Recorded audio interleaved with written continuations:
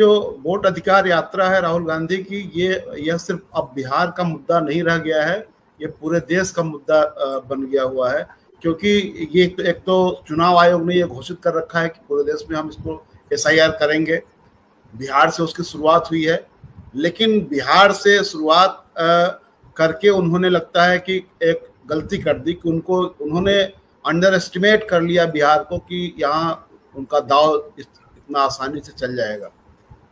इनकी पूरी जो योजना थी वो है, उसका पर्दाफाश यहाँ पर हो गया।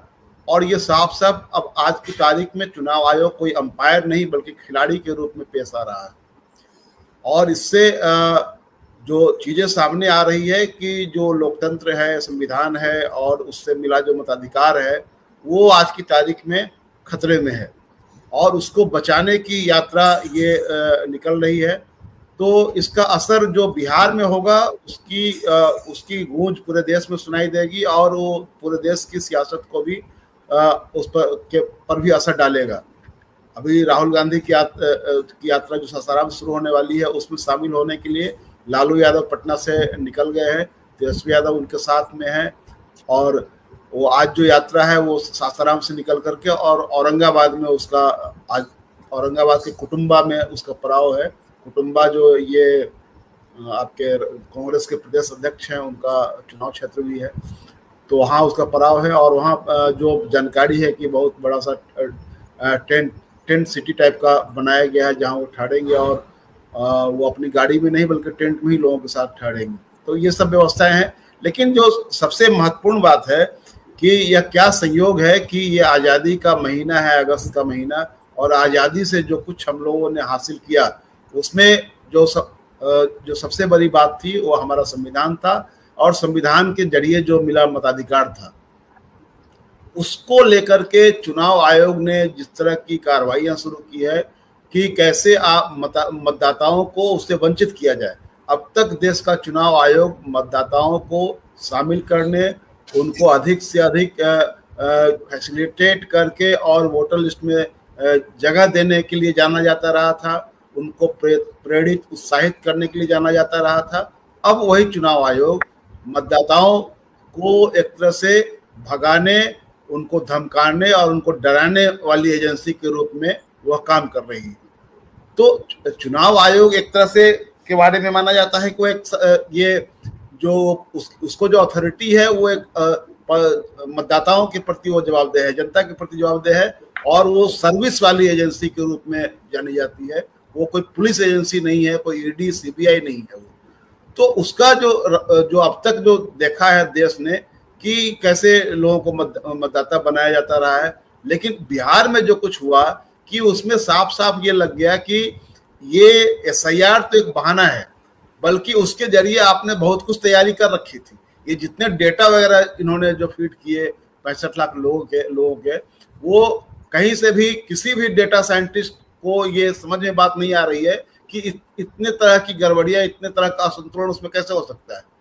तो वो अगर कंटिन्यूटी में होता, वो अगर सर्वे के जरिए होता तो ये सब गड़बड़ी नहीं होती। आपने तैयार करके रखा हुआ था, आपको एक बहाना था SIR करने का, नहीं तो ये जितनी तरह की धांधलियां हुई कि आप बड़े पैमाने पर BLOs ने वो फॉर्म नहीं बांटे, खुद भर दिए, लोगों के बीच गए नहीं, लोगों को जानकारी तक नहीं मिली और ये लोगों पर BLO पर दबाव लगातार बनाया जाता रहा घोषित रूप से कि आप जैसे भी हो उसको भर दीजिए, जैसे तैसे भर दिया जाए। ये एक तरह से समझदारी बनाई गई कि जैसे तैसे भर के जमा करो उसको। और दूसरी सबसे बड़ी बात ये कि जो लोग उसमें स्टेक होल्डर हैं, जो लोग 25 के 7 जनवरी तक वोटर थे, उनमें से अचानक 65 लाख लोग के बारे में घोषणा कर दी गई कि आप वोटर नहीं है। क्यों नहीं है? तो आपने फॉर्म नहीं जमा किया, आप में इतने मर गए, आप में इतने अस्थायी रूप से पलायित हो गए, इतने जो है वो डबल हैं और उसमें लापता है। अब ये जो पूरा कैंपेन चला उसमें ये पता ही नहीं चला कि ये किस सोर्सेज के इनके पास जानकारी है। आपने कौन सा सर्वे किया था? सर्वे तो आपने किया नहीं था, आपने फॉर्म बांट दिया। अगर मान लिया एक फॉर्म बांटा भी गया, जो नहीं बटा था, हम जानते हैं फॉर्म नहीं बटा था, मुझे फॉर्म लेने के लिए BLO को कहना पड़ा, वो हम लेकर के मेरे घर पर आया। बहुत जगह BLO कहीं बैठता था, वहां लोग जाते थे, खोजते थे उनको, तब या जो प्रभावशाली लोग हैं उनके बीच में बीएलओ जाता था। ये पूरे बिहार में चला, और जो कैसे हो रहा था उस पूरी दुनिया ने उसको देखा। सब यूट्यूबर, तमाम तरह के पत्रकारों ने उसको दिखाया, कुछ अखबारों ने भी दिखाया दुनिया को कि कैसे चल रहा है। लेकिन चुनाव आयोग ने अंपायर के रूप में उसमें किसी तरह का जो अपील की गई अंपायर के सामने, न तो आपने उसका टीवी स्क्रीन पर देखा कि इसमें क्या गड़बड़ी है।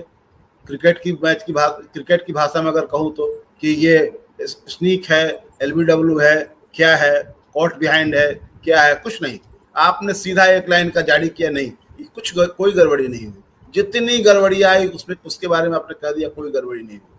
तो सबसे बड़ा सवाल ये है कि आपके पास जो आया, ये जानकारी आती है कि ये फलाना मर गया, तो सर्वे होता है तब जानकारी आती है ना, फलाना नहीं रहता है। सर्वे होगी तब जानकारी आएगा। कोई घर घर तो गया नहीं पता करने के लिए कि हाँ आपके घर में कितने लोग हैं, इसमें से कितने लोग मर गए, इसमें से कितने जीवित हैं, कितने वोटर हैं, कितने बाहर रहते हैं, कितने यहाँ रहते हैं, ऐसा कोई सर्वे तो नहीं हुआ। तो इन्होंने जो आंकड़े जुटाए वो तैयारी पहले से कर रखी थी इन्होंने कि हमको ये टारगेट करके हटाना है इन लोगों को, और इसीलिए आपने अचानक डाटा फीड किया। अचानक आपको बहुत लंबे समय तक 10 दिनों तक आपको कोई मरा हुआ नहीं मिल रहा था, उसके बाद अचानक मरे हुए लोग मिलने लगे, उनका डाटा आने लगा। तो क्या पहले लोग मर नहीं रहे थे, अचानक मरने लगे लोग? तो ये पूरी जो प्रक्रिया है इसने एक तरह से पूरा इस मामले को संदिग्ध बना दिया। सुप्रीम कोर्ट का जो आदेश है उस आदेश ने इनको पारदर्शी बनने के लिए बाध्य किया है, जबकि चुनाव आयोग पारदर्शी रहा है। इनके रिजीम में आते आते, ज्ञानेश कुमार के आते आते उसको बिल्कुल अपारदर्शी बना दिया गया।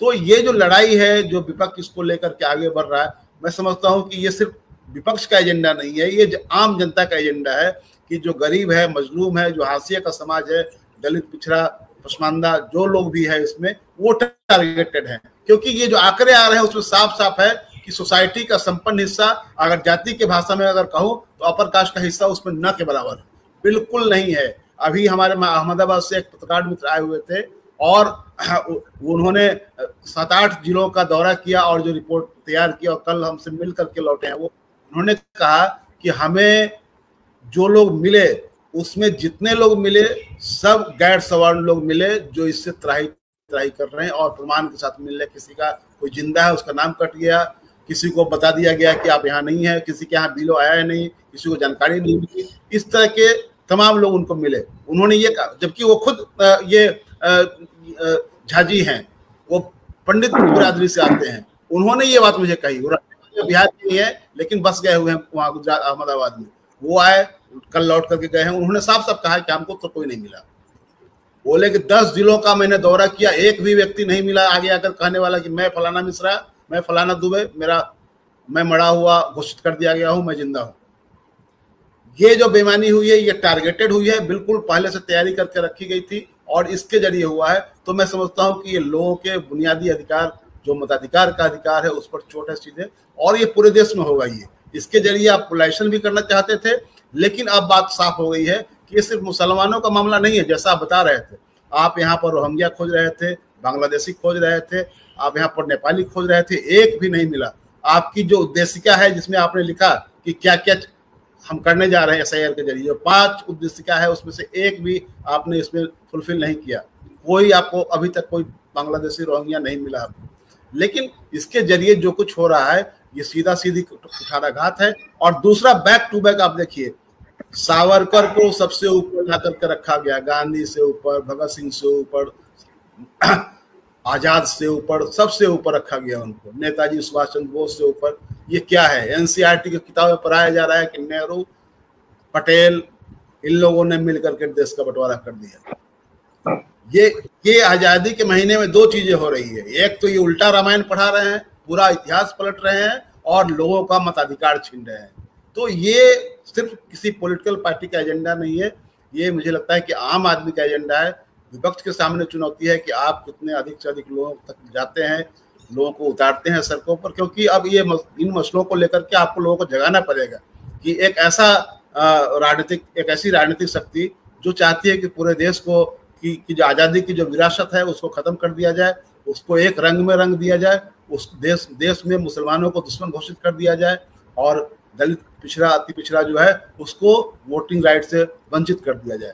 ये पूरी प्लानिंग है, इस प्लानिंग के तहत वो काम कर रहे हैं। चुनाव आयोग इसमें बिल्कुल खिलाड़ी के रूप में काम कर रहा है, वो अंपायर अब नहीं रह गया हुआ है। जी जी